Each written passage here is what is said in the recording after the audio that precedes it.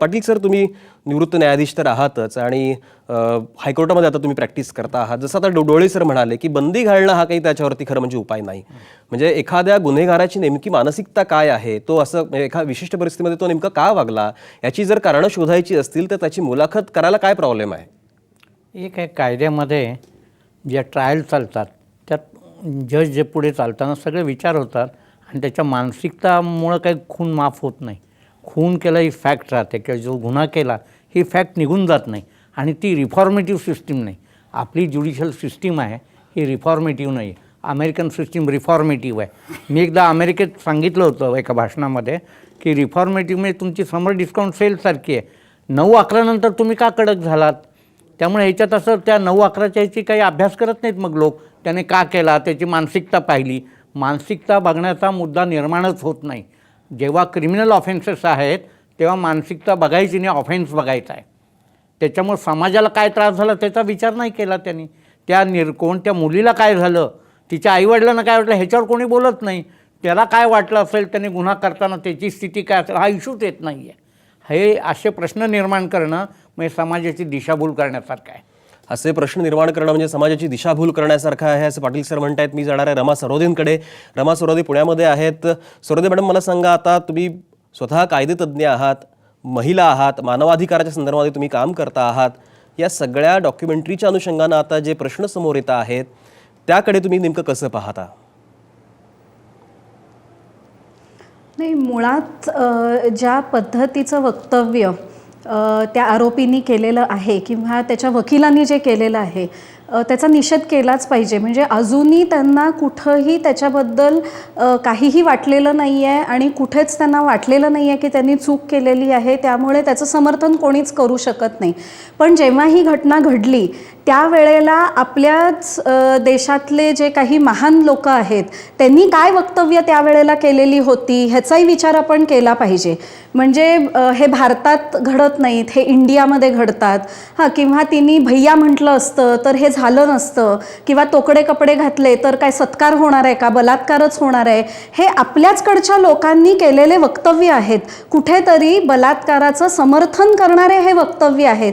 मग ह्याच्यावरती आपण कधी बंदी आणली का? ह्याच्याबद्दल आपण कधी प्रोटेस्ट केला का की तुम्ही चुकीचं वक्तव्य करताय म्हणून आपण त्यांना काही शिक्षा दिली का की असं कसं तुम्ही बलात्काराचं समर्थन करता? फक्त ह्या सगळ्यावरनं जे लक्षात येतंय ते हे की मानसिकता काय आहे लोकांची. मानसिकता हीच आहे की स्त्रीनी कसं वागायचं, म्हणजे पूर्ण जे बर्डन आहे ना त्या स्त्रीवरती टाकायचं आणि तिने सगळं सिद्ध करायचं की माझं चारित्र्य कसं चांगलं आहे, मग मी कशी बरोबर वागले, मग मी किती वाजता बाहेर जायचं किंवा किती वाजता नाही. आपण हे जे जस्टिफिकेशन सतत शोधत राहतो ना त्या गुन्ह्यासाठी, तर मला वाटतं हे चुकीचं आहे. पण म्हणून तो हेतू नव्हता. हां, मग ह्यांचं अभिव्यक्ती स्वातंत्र्य हे अभिव्यक्ती स्वातंत्र्य आणि जे संशोधन करतायत त्यांचं अभिव्यक्ती स्वातंत्र्य हे अभिव्यक्ती स्वातंत्र्य नाही, अशी दुहेरी भूमिका आपल्याला घेता येत नाही. पण हे सगळं बोलत असताना मला जे महत्त्वाचं हे वाटतं की 8 मार्च हा दिवस आपल्यासाठी खूप महत्त्वाचा असतो.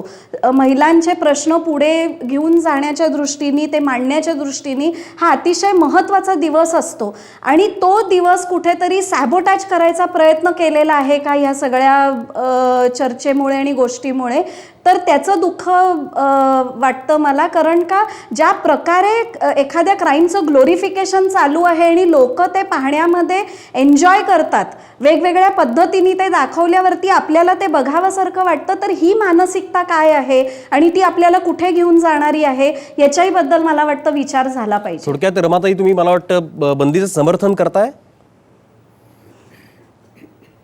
नाही, बंदीचं समर्थन मी करत नाही आहे. पण त्याचं जे ग्लोरिफिकेशन आहे त्याबद्दलचे जे ग्राफिक्स दाखवले जातात आणि त्या क्राईमचं जे ग्लोरिफिकेशन आहे, तर तिथे आपण म्हणतो की अभिव्यक्ती स्वातंत्र्य आहे पण त्याच्याबरोबर काही वाजवी बंधनं पण आहेत. तर ती वाजवी बंधनं आपण लक्षात घेतली पाहिजे आणि मग आपला अभिव्यक्ती स्वातंत्र्याचा आपण उपयोग केला पाहिजे. अगदी बरोबर आहे. वाजवी बंधनं जी आहेत ती लक्षात घेऊन खरं म्हणजे या सगळ्या अभिव्यक्ती स्वातंत्र्याकडे पाहायला पाहिजे असं मुद्दा रमाताईंनी मांडलेला आहे.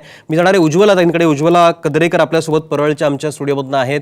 उज्ज्वला ताई, मला सांगा, आता नेमकं ही जी बंदी घातलेली आहे याच्याकडे तुम्ही कसं पाहता? म्हणजे ही बंदी योग्य आहे का किंवा बंदी घालून प्रश्न सुटणार आहे का?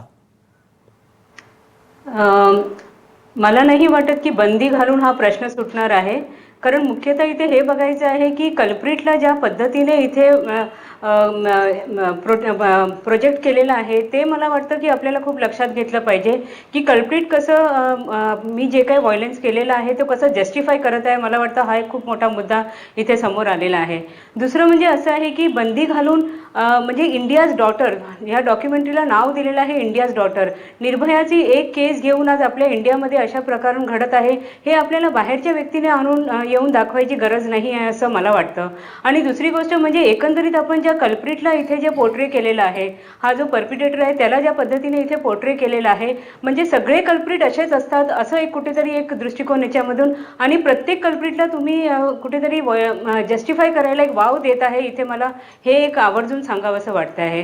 तिसरी गोष्ट म्हणजे मला इथे सांगायचं आहे की तिहार जेलमध्ये जाऊन त्याची मुलाखत घेणं म्हणजे आज आपल्याकडे विनायक सेनसारखे जे अँटी टेररिझममध्ये इथे गेलेले आहेत त्यांचीही आपल्याला कुठे मुलाखत आजपर्यंत बघण्यात आलेली नाही आहे.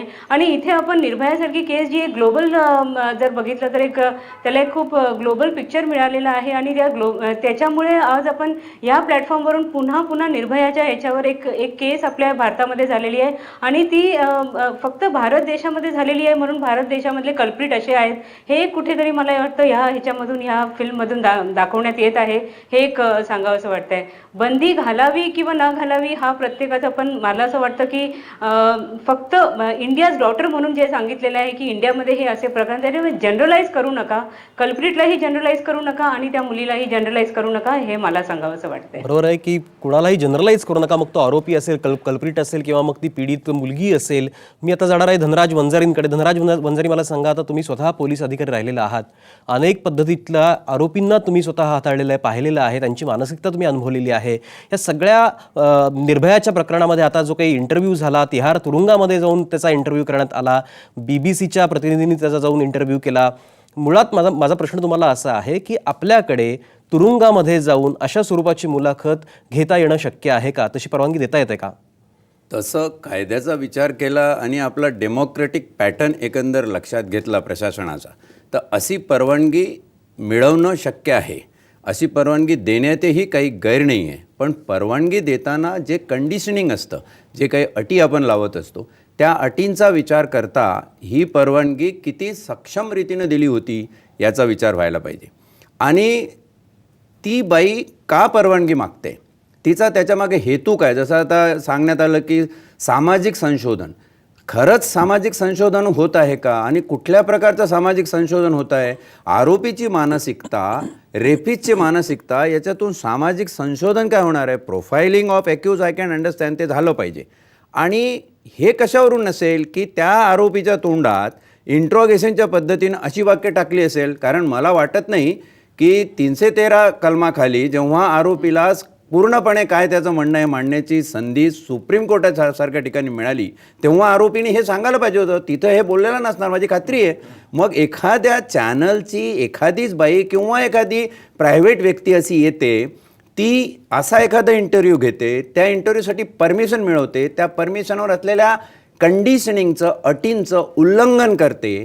आपलं प्रशासन तिने कशा प्रकारचं रेकॉर्डिंग केलेलं आहे याची पुनर्पडताळणी करत नाही. ती BBC ही विकल्या जाते, BBCवरून अशा प्रकारे प्रकाशित होते आणि प्रसारण होण्याला महिला दिनच निवडला जातो. हा सगळा घटनाक्रम बघता it is a big conspiracy on a cultural security of country असं म्हटलं पाहिजे. आता देशाची सुरक्षा बघायची तर त्याच्यामध्ये आमची सांस्कृतिक सुरक्षासुद्धा महत्त्वाची आहे, ते सुद्धा बघायला पाहिजे. असं जर कोणी करत असेल तर निश्चितपणाने हा गुन्हा आहे. आणि मला वाटतं आतापर्यंत असं काही स्पष्टपणे आलेलं नाही आहे की गुन्हा नोंद झाला आहे की नाही. पण जर गुन्हा नोंद होणार असेल तर डिजिटल मीडिया ज्या पद्धतीनं वापरला गेला, IT ॲक्टची जी कलमं आहे ती विचारात घेऊन गुन्हा नोंद झाला पाहिजे.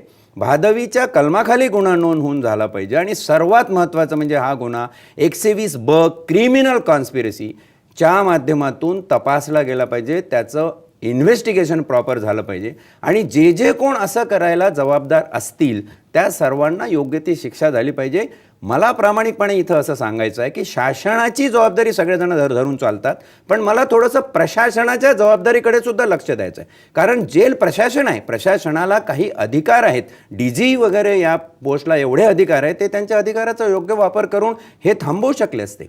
आताची बंदी समर्थनीय आहे एवढ्याच कारणासाठी मी म्हणेल की इथून पुढे जी अनागोंदी होऊ घातलेली आहे, जे अराजक माजू शकतं समाजामध्ये, ते होऊ नये त्यासाठी एक पायबंद म्हणून घातलेली बंदी आहे, म्हणून ती स्वागतार्ह आहे. बंदीचं तुम्ही स्वागत करता आहात. एका बाजूला प्रशासनाच्या भूमिकेवरती सुद्धा तुम्ही काही प्रश्नचिन्ह उपस्थित केलेत आणि दुसरं म्हणजे कल्चरल सिक्युरिटीवरती कुठेतरी बाधा आणण्याचा प्रयत्न यामध्ये आहे का, असा एक मुद्दा तुम्ही उपस्थित केलेला आहे.